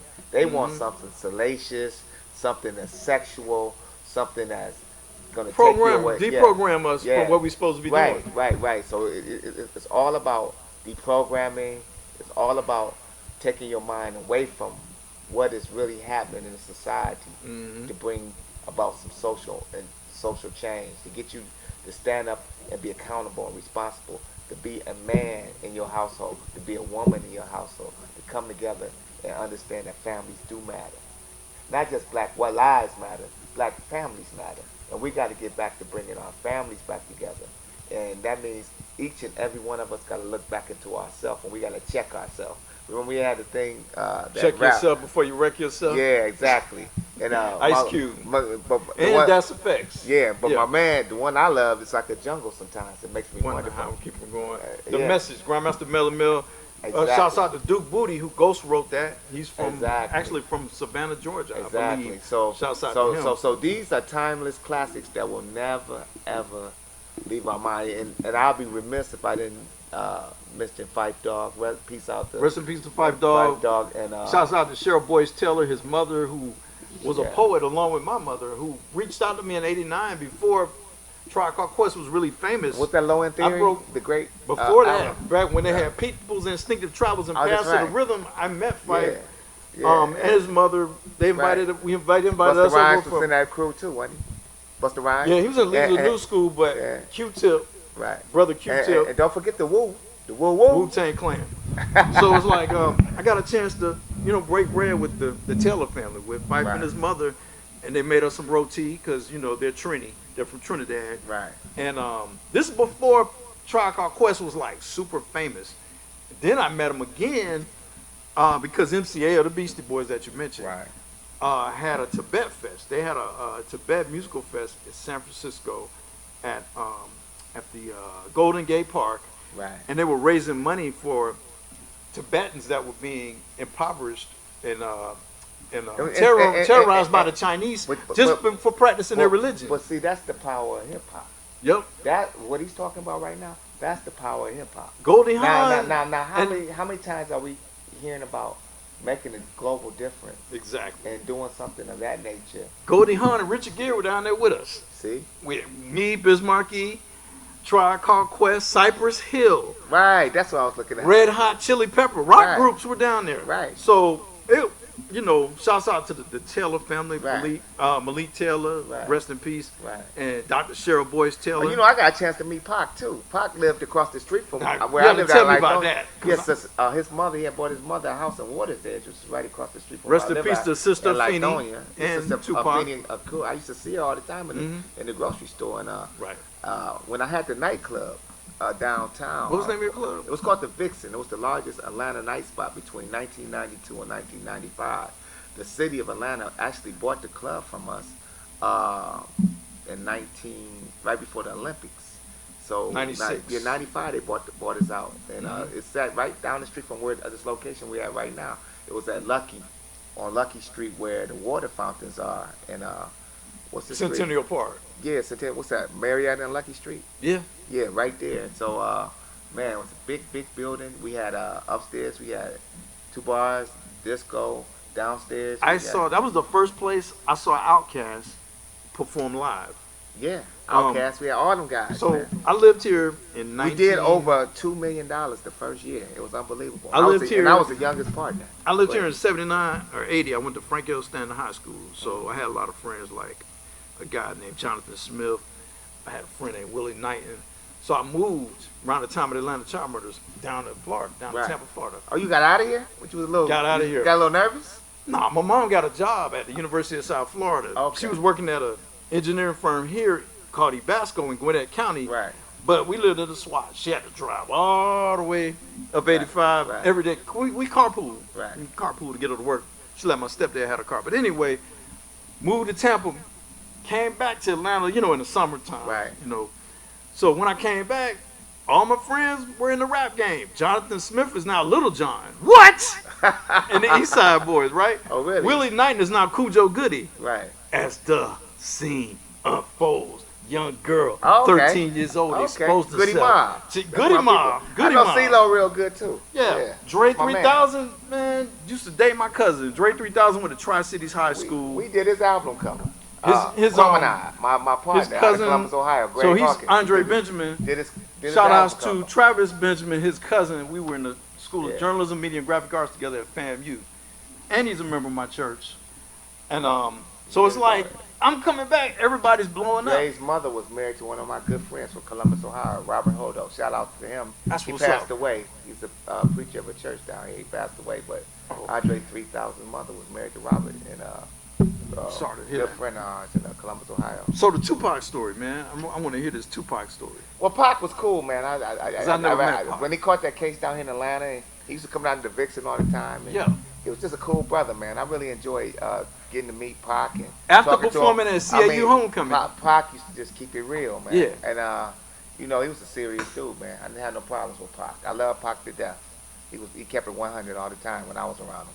We're going to break, and then we're going to get into that Thug Life story. When we For my people that don't get to see me, trying to remind you who you are, just like in Romans 3. See, we about to blow across the world just like a day that's breezy. This motivation for the people and this classic Bible teaching say, make this for my people that don't get to see me. Trying to remind you who you are, just like in Romans 3. See, we about to blow across the world just like a day that's breezy. This motivation for the people and this classic Bible teaching, hey, hey, hey, hey, hey, hey, hey. Motivation.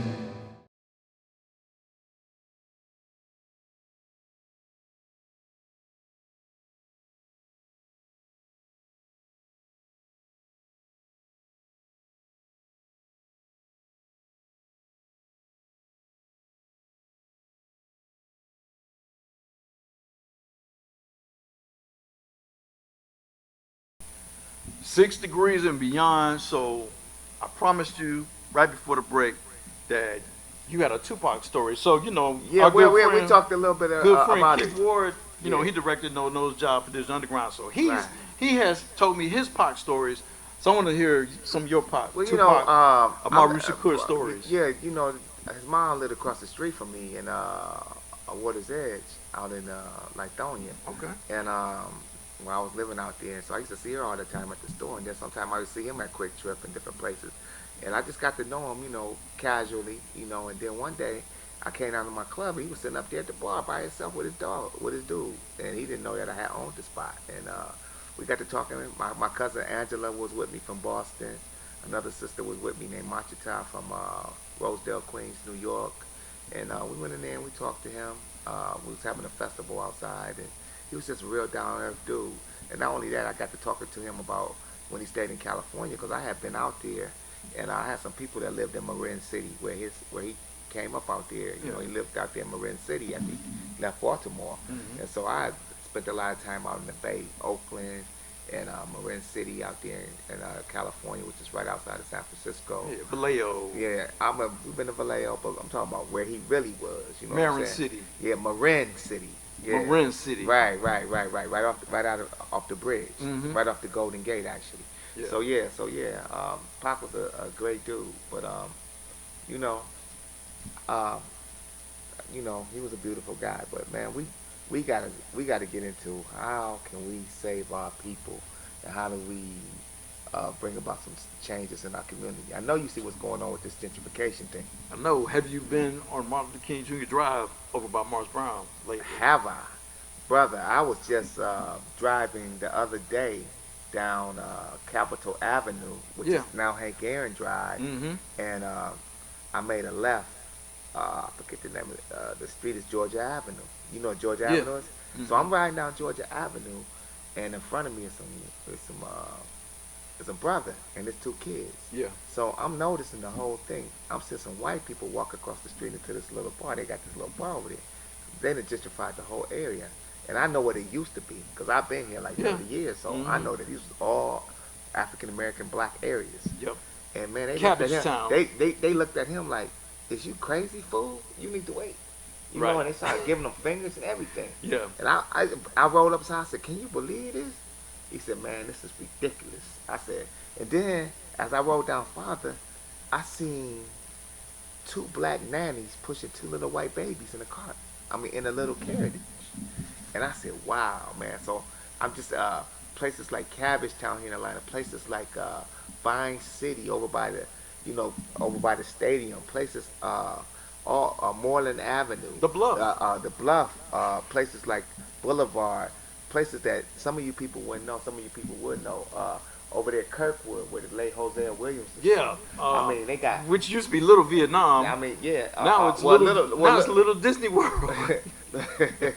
Little Vietnam is actually across from the Atlanta Masjid, used to be East Lake Meadows Housing Project. Right, right. They used to call it Little Vietnam. Yeah. That's between Glenwood and Memorial Drive. Yep. But now your guy Cousins, he's an old guy now. He had a vision. He rebuilt the East Lake Golf Course where Tiger Woods and those guys play now, and Right. they came back and got that whole community.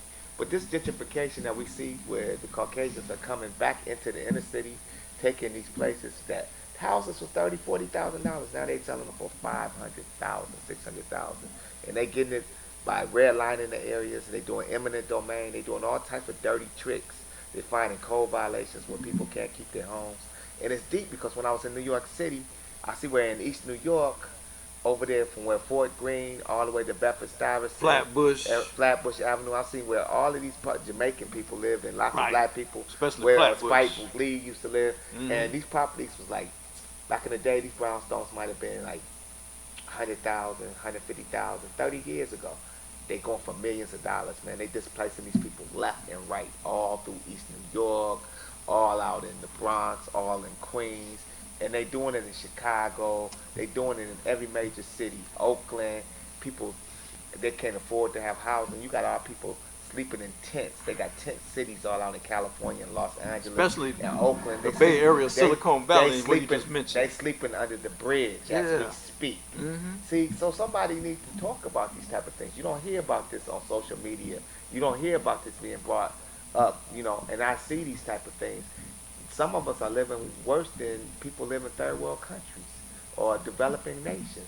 I mean, when I met people that work a job that's making over $2,000 a month and can't afford to even get a home in California or even get a efficiency apartment. It's that deep. Yeah. So, and these types of situations not even being addressed. And you guys are worried about this election and these local politicians with the Democrats and the Republicans. It's a big game. So, like Malcolm says, the case of the wolf versus the fox. You need somebody that's going to take up your flag and take up your issues and really do something about it. Promises don't mean nothing. Economics. Even before the president. Even before the president. What president?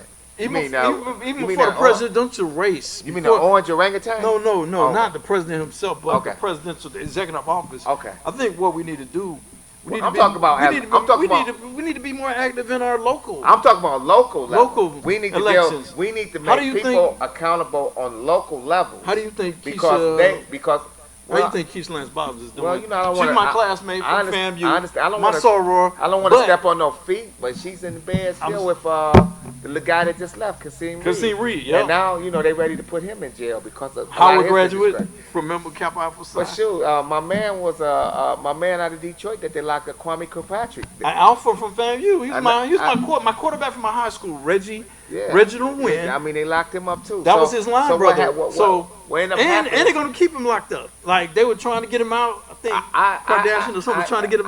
They said they're gonna keep him in there. I really don't get too much off into this politics thing, but the thing is because it's politics in a lot of cases. Yeah. And what I've seen in different countries and different places. Right. When these people get in office, they get the power. They take care of their people. Yeah. And they do little for the people that put them there. Yeah. For the status quo. And so the thing is.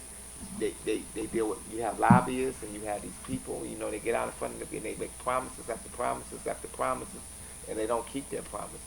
So in the interim, you just see your community get more and more run down and they say, well, dang, you got to go vote and you got to do this and you got to do that. But my point is economics is always the base. He who controls the land, who controls the money, who controls the bag, the economic bag can be the one that has the power to really bring about the change.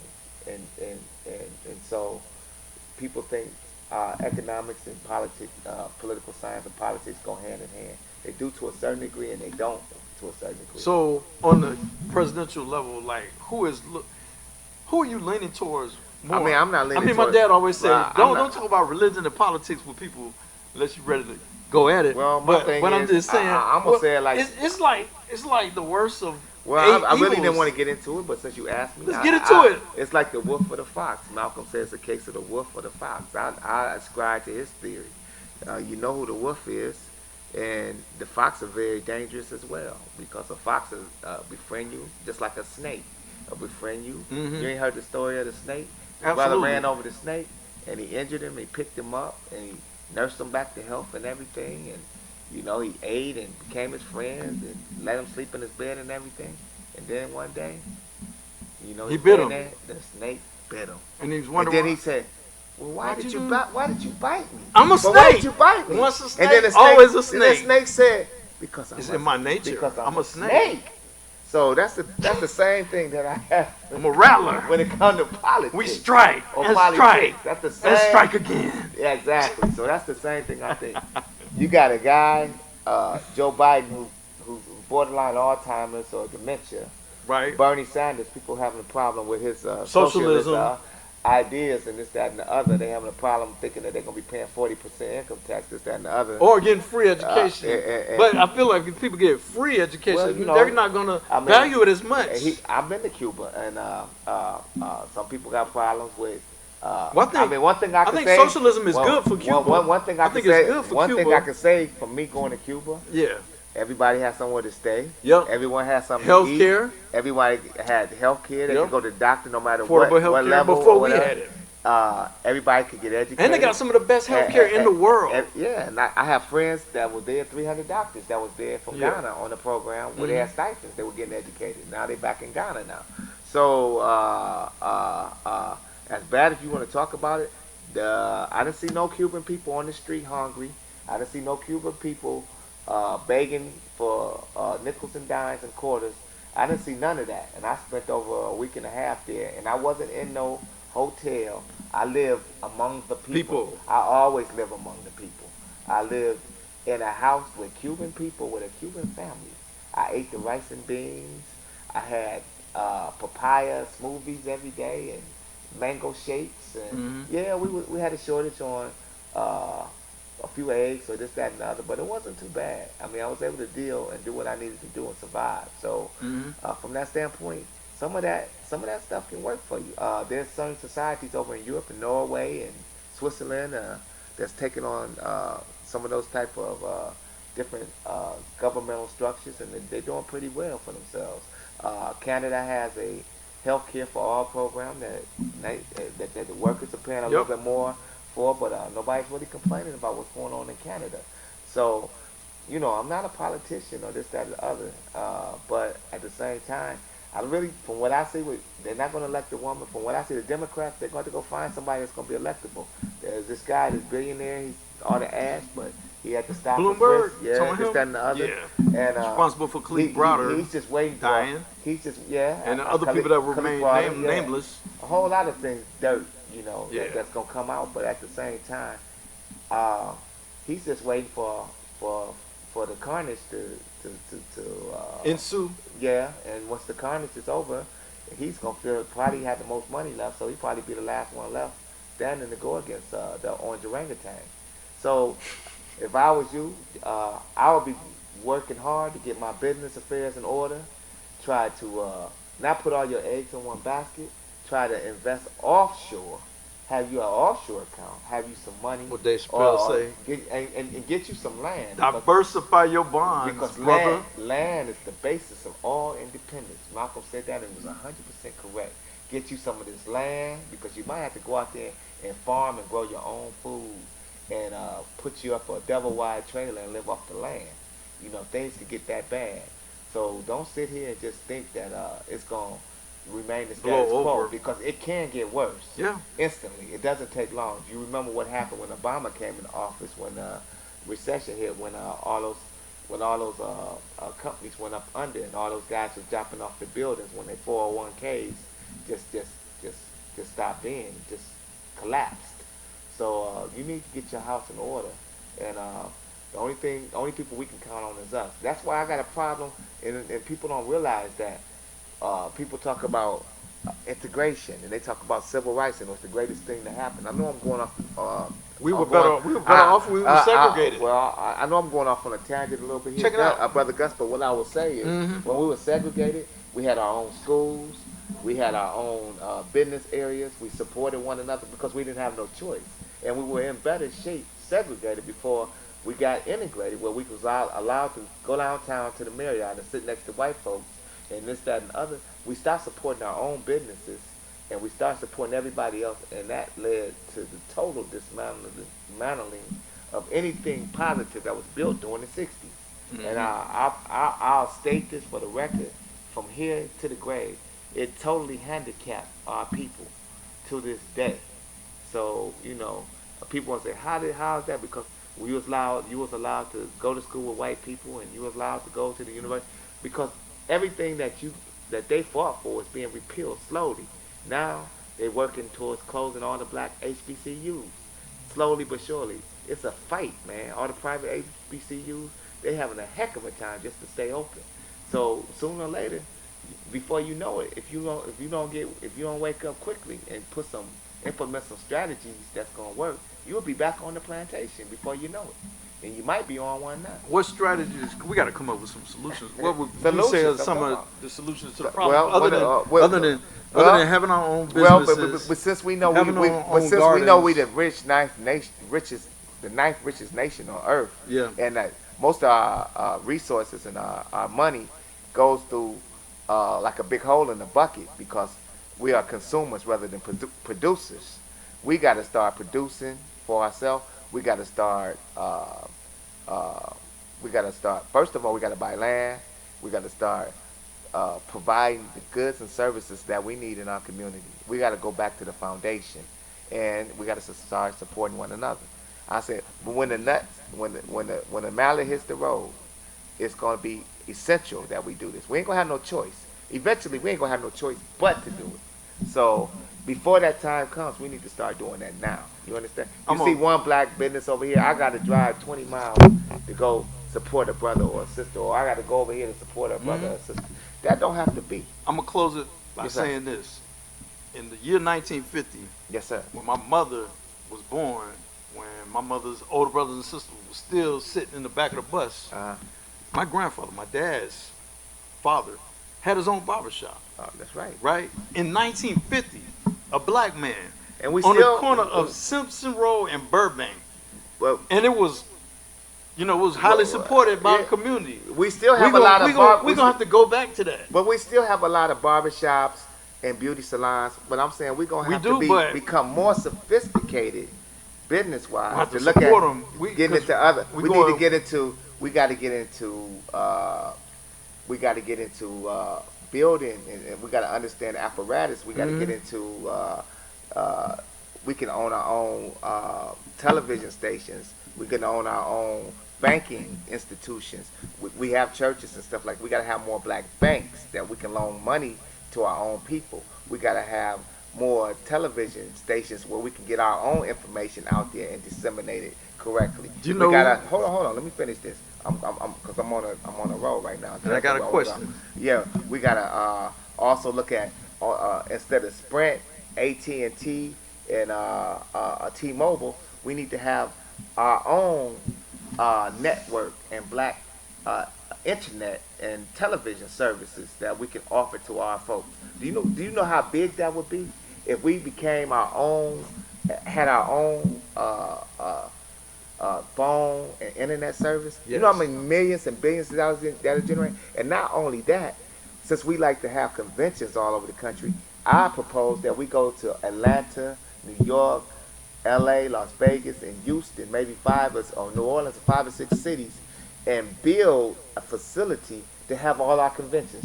Whereas we don't have to spend our money with all these places and all of these convention centers in these cities that have the Teamsters and have the running the facility and taking advantage of us and taking our money and not getting what we deserve and not getting treated like we deserve. That's a proposal. That's something we need to think about, because we have many, many conventions. That's right there, 3 or 4 solutions that would generate billions of dollars. I just gave you. Are you familiar with Byron Allen? Of course. And what he's talking about. That's another opportunity. Tell him what Byron's doing. We know a lot of the stuff you just mentioned. Exactly. He owns the Weather Channel. He owns the Weather He's showing the people to be more inclusive right now because they're trying to push him out. Shouts out to my producer, Roy Evans, who's behind the boards now. If you watch the Breakfast Club interview, he is the young man who wrote the letter about the Black College Sports Network, which is this very network that we're on right now. Absolutely. To Byron Allen, that gave Byron Allen the idea to battle Comcast for more diversity in mass communications. See? Which is, like I said, one of the goals. Oh, I meant to ask you, in the other segment, we were talking about Pan-Africanism. Yes, sir. Are you familiar with all the groundbreaking things that Akron is doing with the solar power? Have you been to Senegal? Not just Senegal, but all over West Africa. Well, he's from Senegal. Yeah, I understand. And he owns his own diamond mines in Senegal. But he's doing more than that. He's doing he's solar energy, brother. Solar energy for various African nations. Yeah, we're familiar with what Akon's doing. And the brother, I don't know this out. Well, he got 13 wives. Well, hey, but I'm just saying. But I'm saying he can afford to have 13 wives. Let me tell you something. Not saying that. Since brother Gus, since you went there, but in Islam, polygamy allows up to 4. I know. And let me just say this: polygamy was Rastafarianism, as many as you can take care of. Polygamy was an answer to a social situation during the time. Mm-hmm. And it was legislated up to 4 because if you know, Solomon had many wives and concubines before. And so the point was, a lot of men went off to battle and they were killed. It wasn't just a sex thing. They came back, and because there was more women than men, raised the kids. And so the brother might have married the brother's sister and took care of the children. It didn't have to be a sex thing. Yeah. But now we live in a society today where we got many more women than we have men, and we have a bunch of women with a bunch of young children running around, and a lot of them don't even know what and who they are with the Dwayne Wade situation. And I'm not going to go into that. Open that can of worms? Yeah, I would have to because 12 years old is too young. But you know, a lot of people. But you got a lot of people now. I mean, with Obama legalizing, the marriage of two of the same sex marriage and this, that, and other. It just opened up a can of a whole lot of stuff that we were born on, and some of us don't agree with. But let me say this: in the AU Center, you don't know what's what. They're trying to get us to adhere to the LGBTQ. Well, I heard at Clark y'all had to change the dress code over there. I know at Spelman they was. At Morehouse, yeah. I know 2 years ago they was coming to school with skirts and heels. They trying to get us. They was wearing skirts. Implement this into the program. They was wearing skirts and heels at Morehouse, and they had to change the dress code. So y'all cannot come to school like this at Clark. And now Clark. And my son was down at Savannah State before he transferred back up here. Yeah. And I was seeing these kids, and they said, hey, this is our expression and this, that, and other. But a lot of it is learned behavior. A lot of people don't want to say, oh, I knew at 2 years old I was this way at 3 years. You couldn't piss straight at 3 years old. You nevertheless knew what gender or whatever. I'm this and I'm that. You didn't even know what these terms meant. But, now the LGBT, we got one running for president. He has a wife or a husband. And the sad, I don't know, but it's just like flicking the channel. He's saying a lot of stuff and I'm like, oh, that's the guy that Brother Dent was talking about. We're not homophobic. We're homophobic. We want to let you know that your business is your business, but you should keep that in your house. In your bedroom. Don't bombard us with that. Now he has 2 daughters. I have a daughter and sons. I got a daughter and a son. And he has to explain that to them. But they're gonna say, well, Daddy, this person or that person, and he has to be skillful in how he explains that. Yeah. When they ask them that question. So that's a whole nother. I know that's another show. Another show, but that's what we're dealing with today. So basically, I think we need to wrap it up. Educate. Yeah. We're gonna wrap it up. I'm gonna wrap it up by saying we need to educate each one, teach one. Yes, sir. Some of the things that were going on during the civil rights era, we need to get back. The positive things, the negative we need to do away with. The positive things like being together for one another, having the church of the foundation, the mosque the foundation of the community. We need to get together on that. And a few other things. We didn't get a chance to touch on the Kobe Bryant situation. I don't know if you've seen the memorial service, but I will say this. I think it was a atrocity that no one Brother Shaq did. Well, one of your brothers, and I gotta to the pain of the parents and the sisters, because Brother Kobe, God rest his soul, if he wasn't given that foundation by Brother Joe Jelly Bean Bryant, he wouldn't be the Kobe that we know. Or the Philadelphia 76ers. He wouldn't be the Black Mama that we know. Took him around the NBA for the 7 years he was there, and then took him to Europe, and where he was able to learn all those different Mother languages. mailed him tapes of Michael Jordan, which is Yeah, why he was yeah, throwing the yeah, hooks up yeah, every highlight. strong black until the woman. brother tapped him on the side. Oh, you're not a Q. Yeah, okay. Yeah, strong black Wait, woman. everything has tongue out when he's Strong shooting sister the ball. and his sisters, and so the thing is, they might have had some indiscretions or some falling out. All families do, but at the end of the day, they loved him just as much as everybody else. So we just want to shout out to the parents and let the parents know we respect you. We offer you our sincere. Shouts out to Snoop Dogg for our sincere condolences. Speaking on that, on the death of and shouts out to Snoop Dogg for apologizing to Gayle King, because even when she don't have the sense enough not to apologize to the Bryant family she should have done. But because if it wasn't for the parents, we wouldn't have a Kobe Bryant. So we'll just leave it like that. Right. But in closing, I just want to say I thank the brother, Dr. Gus over here, and his brother. What's our brother's name? Brother Roy Evans. Brother Roy, the of Jericho Broadcast Networks. Jericho Broadcast Networks for giving us this opportunity to share some of and disseminate some of this good information. And hopefully, if we said anything that was positive, that you take it and you do a little research and let's try to be a part of the solution, family. Let's try to go out and try to do positive things every day, and don't let nobody deter you, because there's a lot of haters out there that's not going to be on the program. And stand up for what's right and call a spade wherever you may be. You're going to have to speak truth to power. Like Portia Fox said, let your haters be your motivators. Exactly. Like Snoop Dogg said, shake those haters off and pop your collar. And I want to wish you safe travels, my brother. Yes, sir. Thank you so much. On your way to the motherland. Yes, sir. And we got to have you back on the show. Well, when I get back, hopefully from Ghana and Sierra Leone and Guinea, probably end of April, bring you a report and might bring you some footage as well. It might bring me some phone numbers of family members in Sierra Leone that I haven't met. It might bring your wife if you need one. Hey, Ruth. We can do if that you're the for you brothers, I too. say Ruth. Hey, thank you for attending 6 Degrees and Beyond for another day. Peace. Blessings. Thank you very much. Inshallah. Yeah. For my people that don't get to see me, trying to remind you who you are, just like in Romans 3. See, we about to blow across the world just like a day that's breezy. This motivation for the people and this classic Bible teaching say, make this for my people that don't get to see me, trying to remind you who you are, just like in Romans 3. See, we about to blow across the world just like a day that's breezy. This motivation for the people and this classic Bible teaching, hey, motivation.